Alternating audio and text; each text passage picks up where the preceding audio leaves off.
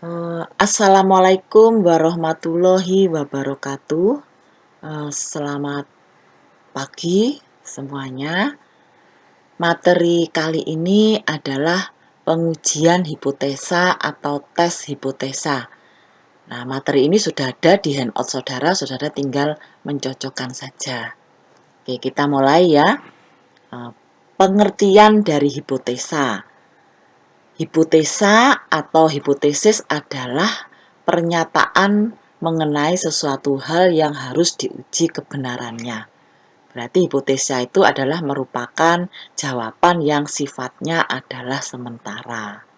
Nah, hipotesa yang diformulasikan dengan harapan ditolak dinamakan sebagai hipotesa nol atau H0.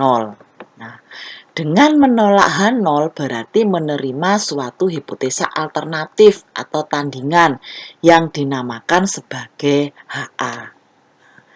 Jadi di sini pada dasarnya adalah hipotesa itu ada dua macam, yaitu hipotesa nol atau H0 dan hipotesa alternatif atau HA. Nah, dalam suatu penelitian, itu yang diharapkan oleh seorang peneliti adalah menerima hipotesa alternatifnya. Karena hipotesa alternatif itu adalah hipotesa yang diharapkan diterima oleh peneliti. Itu ya. Nah, cara menguji hipotesa itu langkah pertama adalah menentukan hipotesa nol dan hipotesa alternatifnya. Nah, setelah hipotesa nol dan hipotesa alternatif ditentukan, baru kita melangkah ke langkah yang berikutnya. Nah, adapun isi dari hipotesa nol itu biasanya kalau kita meneliti mengenai suatu hubungan atau pengaruh itu ditandai dengan tanda sama dengan. Nah, berarti kalau tanda sama dengan itu menunjukkan bahwa antara variabel itu tidak ada pengaruhnya. Itu H0. Sedangkan HA itu kebalikannya. Kalau HA berarti hubungan atau pengaruh antara variabel itu ada pengaruhnya. Oke, itu mengenai perumusan hipotesa. Kemudian setelah hipotesanya dirumuskan, maka langkah yang kedua adalah menentukan level of significance atau taraf nyata atau yang disimbolkan dengan alfa. Yang dimaksud dengan level of significance atau taraf nyata atau alfa itu adalah menunjukkan tingkat kesalahan dalam kita meneliti. Jadi dalam suatu penelitian itu tidak 100% benar, pasti ada tingkat kesalahannya. Nah, di dalam pemilihan taraf nyata atau level of significance ini tidak ada standar ukuran yang pasti. Nah, beberapa nilai taraf nyata yang banyak dipergunakan adalah 10%, 5%, atau 1%.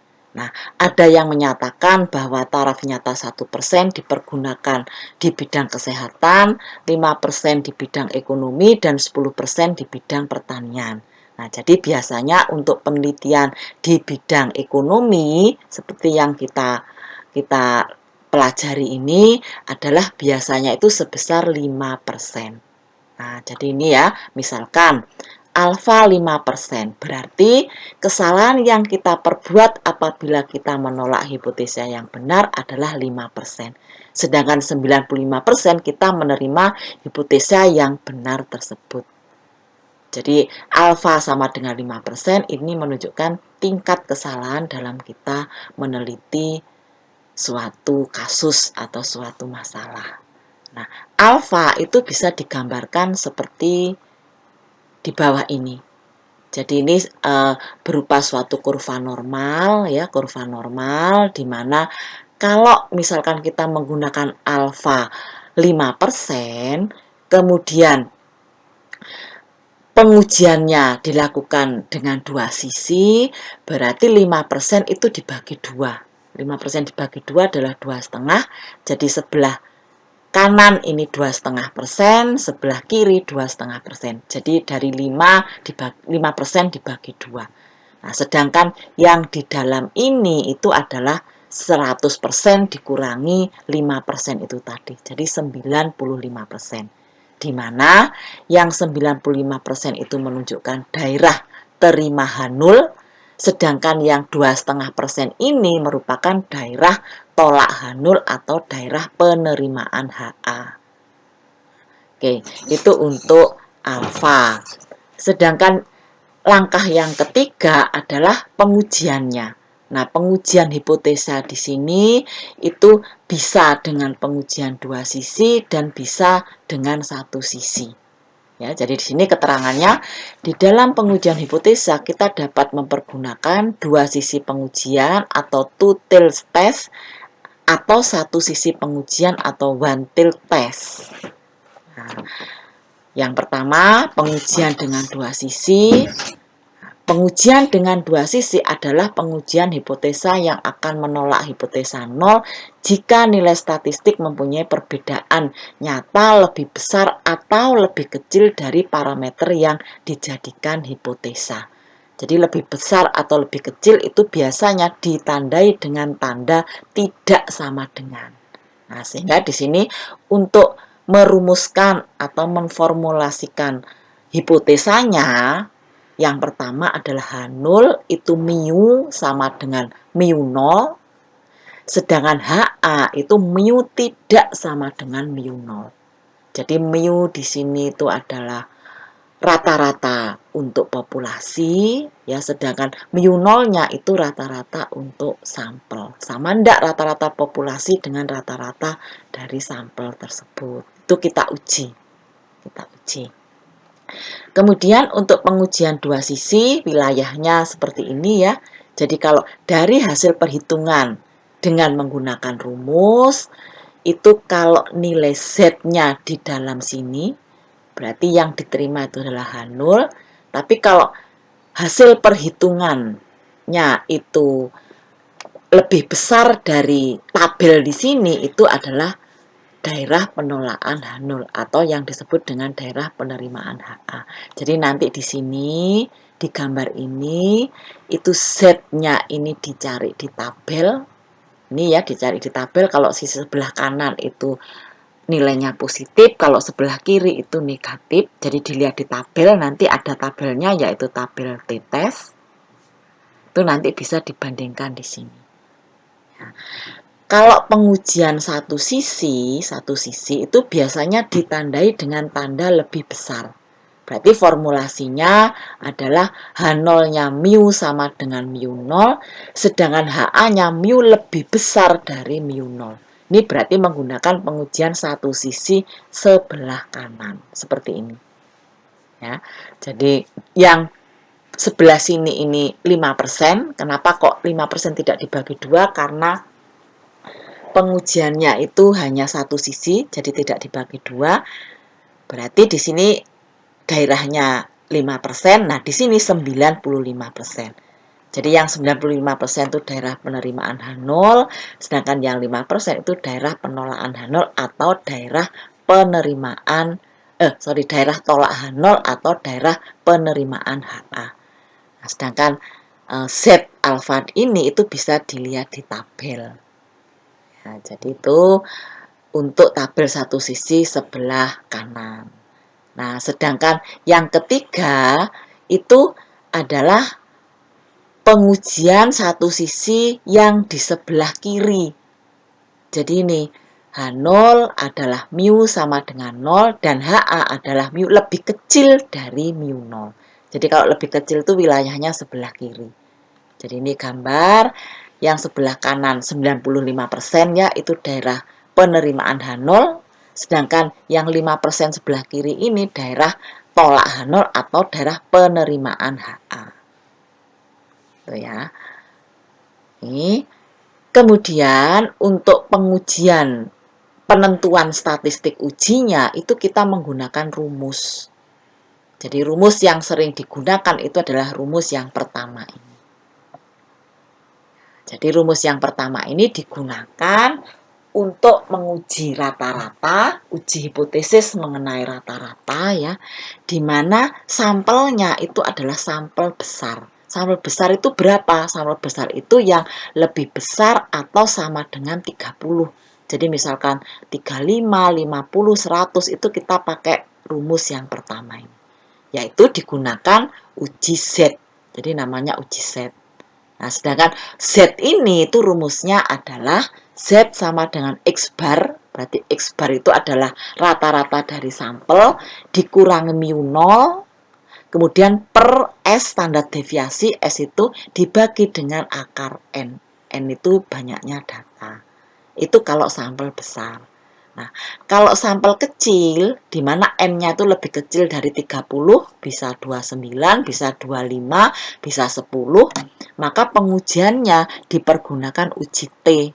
Rumusnya adalah T sama dengan X bar, ini kurang barnya ya, jadi X bar min mu 0 per standar deviasi dibagi dengan akar N. Jadi sama dengan yang atas, cuma simbol-simbolnya saja yang agak beda. Jadi seperti ini, standar deviasi disimbolkan dengan S besar, ini disimbolkan dengan dengan simbol seperti T. Ya, itu untuk menentukan pengujian dari Z-test dan T-test. Jadi nanti kita menghitung di sini. Nah, hasil perhitungan ini itu nanti dibawa ke sini, Jadi Z itu nilainya berapa? Hasil dari perhitungan ini. Nah, itu kita perbandingkan dengan Z yang ada di tabel. Kalau misalkan hasil Z tabelnya, misalkan ini ya, Z tabelnya itu diperoleh min 2, kemudian hasil dari perhitungan rumus ini, misalkan hasilnya min 3, berarti min 3 itu ada di wilayah sini. Ya kan, kalau di sini min 2, min 3 kan sebelah kirinya. Nah, berarti kesimpulannya apa kalau hasilnya min 3? Berarti yang ditolak itu adalah hipotesa 0. Kalau hipotesa 0-nya ditolak, berarti hipotesa alternatifnya atau HA-nya itu yang diterima. Jadi seperti itu. Mungkin lebih jelas ya, ini untuk rumus yang berikutnya ini sementara kita abaikan dulu, kita menggunakan rumus yang pertama dulu. Jadi untuk lebih jelasnya itu kita langsung ke soal aja. Ini ya, ada soal.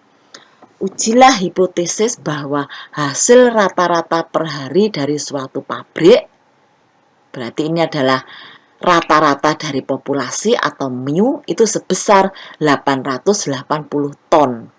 Dengan alternatif bahwa mu lebih besar atau lebih kecil dari 880 ton per hari. Jadi ini hipotesa nolnya mu sama dengan 880 ton, hipotesa alternatifnya mu tidak sama dengan 880 ton per hari. Nah, sedangkan jumlah sampel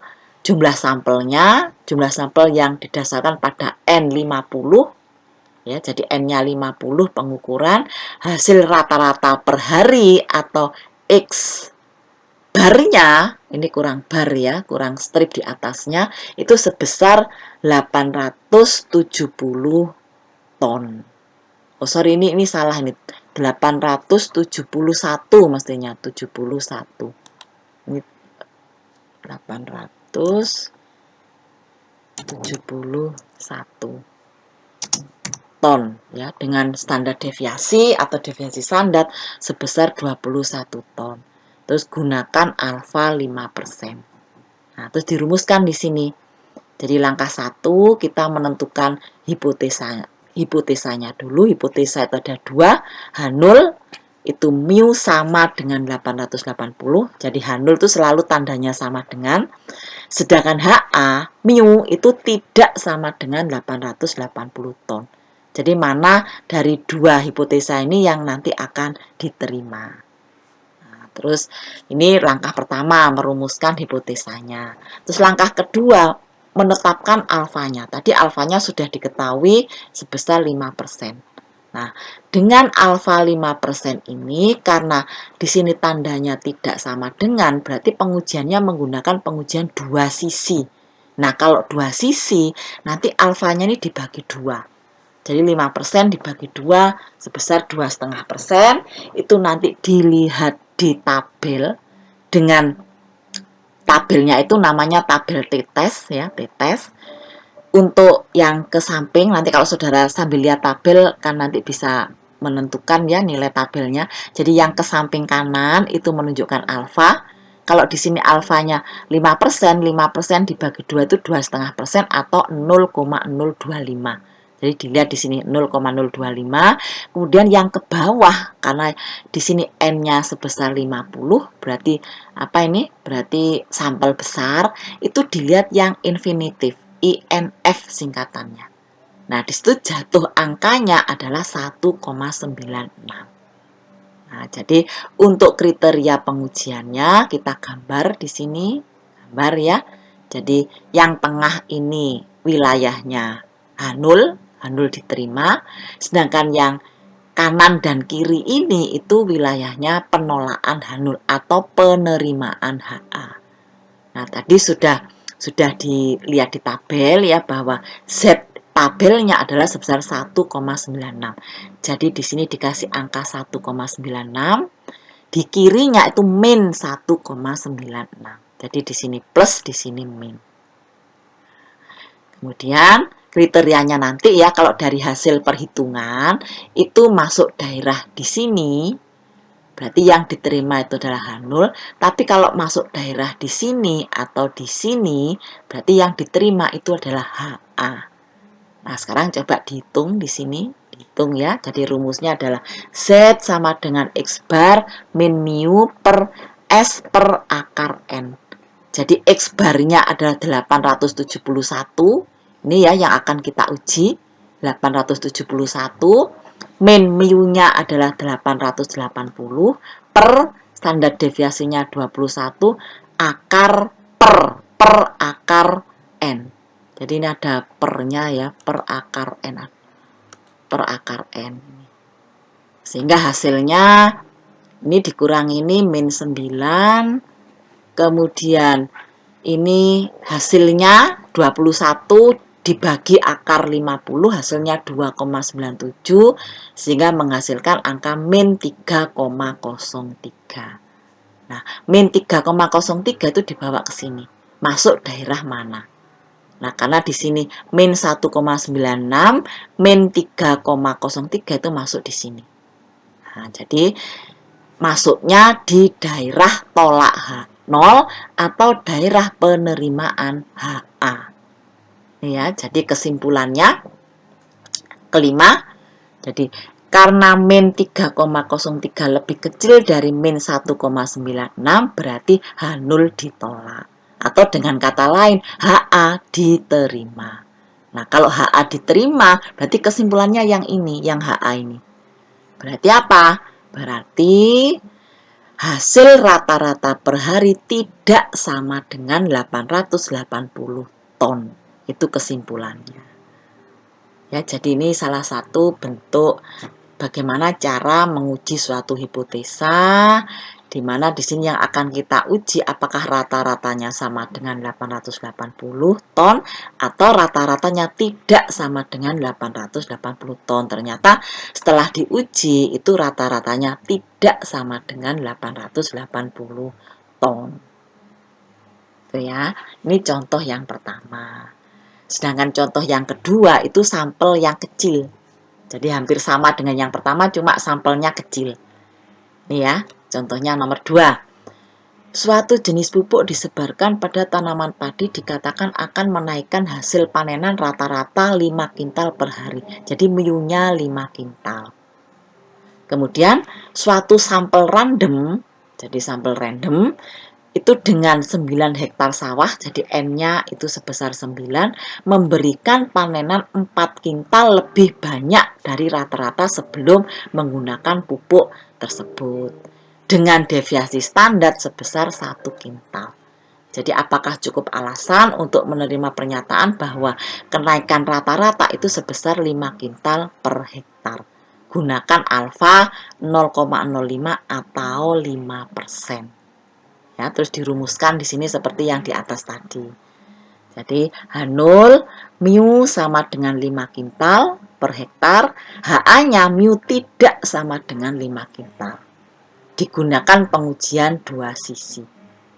Ya, karena di sini tandanya tidak sama dengan. Kalau tandanya lebih besar digunakan satu sisi sebelah kanan, kalau tandanya lebih kecil digunakan satu sisi sebelah kiri. Oke. Terus alfanya 0,05. Kemudian di sini kita lihat di tabel ya. Berapa besarnya T tabelnya? Caranya ya dilihat di tabel itu di tabel T. Dengan alfa sebesar 0,05 dibagi 2 karena menggunakan dua sisi, berarti nanti dilihat persennya tuh 0,025, nanti di tabel ya, bisa dilihat di tabel. Kemudian ke bawahnya itu menunjukkan N-nya. Jadi N itu kalau untuk sampel kecil itu N-nya dikurangi 1. Jadi kalau tadi N-nya sebesar 9 hektar, berarti 9 dikurangi 1 itu hasilnya 8. Jadi nanti dilihat di tabel ya. Yang ke kanan, ke arah kanan itu 0,025 sesuai dengan alfa. Yang ke bawah itu N-nya sebesar 8. Nanti jatuhnya itu adalah angka 2,306. Oke. Kemudian kita gambar kriteria pengujiannya seperti ini tadi ya. Jadi di sini T tabelnya sesuai ini 2,306. Sebelah kanan, sebelah kiri min 2,306. Jadi ini daerah penerimaan H0, terus yang ke sini daerah tolak H0 atau daerah terima HA, sebelah sini daerah tolak H0 atau daerah terima HA. Kemudian yang keempat dihitung T-nya, T hitungnya dihitung sesuai dengan rumus. Jadi rumusnya adalah X bar min mu per S per akar N. Jadi X barnya 4, ya 4 yang akan kita uji kan di sini 4. Yang diuji ini ya 4 ya, 4. Kemudian mu-nya itu min 5 mu-nya per 1, S-nya 1 kan standar deviasinya di sini 1 per akar N. Ini kurang per ya, dikasih per akar N. N-nya 9. Jadi ini hasilnya min 1 per 1 per akar N itu, akar 9 itu 3. Jadi 1 dibagi 1 per 3 hasilnya min 3. Karena min dibagi plus itu min. Kemudian min 3 itu kita bawa ke gambar sini. Itu letaknya di mana min 3. Nah, kalau di sini min 2, berarti min 3 itu sebelah kiri sini. Min 3. Berarti termasuk di daerah penolakan H0. Atau dengan kata lain, HA-nya diterima. Jadi kesimpulannya, ini ya, karena min 3 itu lebih kecil dari min 2,306, berarti H0-nya ditolak atau HA yang diterima. Kalau HA yang diterima, jadi kenaikan rata-rata tidak sama dengan 5 kintal per hektar. Jadi HA-nya itu yang diterima itu yang ini. Rata-ratanya tidak sama dengan 5 kintal per hektar. Ya, jadi itu salah satu contoh untuk sampel yang kecil. Untuk sampel yang besar contohnya nomor 1, untuk sampel yang kecil contohnya nomor 2 ya. Oke. Nah, sekarang ini dicoba ya, ada soal, coba saudara kerjakan sesuai dengan apa yang sudah kita bahas tadi. Nah, ini nanti kesimpulannya bagaimana? Kesimpulannya apakah H0-nya yang diterima ataukah HA-nya yang ditolak? Nah, coba ya nanti untuk soal ini itu mungkin kita bahas minggu depan, kita cocokkan dari hasil saudara mengerjakan dengan jawaban yang benar ini nanti. Ya, coba ya. Jadi untuk ini memang kita dipaksa untuk menggunakan sistem yang baru, yaitu dengan menggunakan ELITAK. Makanya kalau ada beberapa kekurangan itu kita memaklumi karena kita masih sama-sama dalam taraf belajar. Ya, saya juga masih baru belajar, saudara juga masih baru belajar. Jadi di sini nanti sifatnya itu kita sharing. Nah, kemudian kalau misalkan ada pertanyaan-pertanyaan yang perlu ditanyakan, itu coba dituliskan di WA grup aja. Biar nanti kita sama-sama bisa membahas dan semuanya bisa membaca hasil solusinya. Ya, oke. Mungkin untuk tatap muka kali ini cukup sampai di sini dulu. Saya akhiri. Wassalamualaikum warahmatullahi wabarakatuh.